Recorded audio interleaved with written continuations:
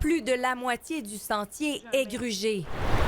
Le glissement de terrain survenu samedi dans le parcours des sentiers du Saguenay aux abords du ruisseau des Chênes est impressionnant. La sécurité civile de la ville de Saguenay a rapidement été dépêchée sur les lieux.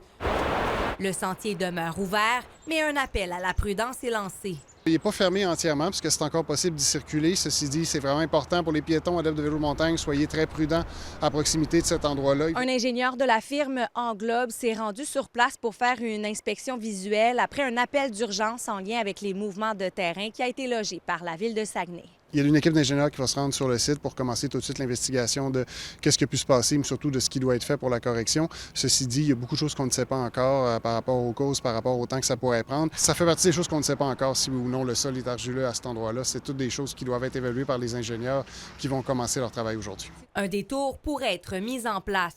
Mais c'était moins pire que dans le temps du déluge. Là. Quand c'est brut, c'est normal que ça arrive. Hein?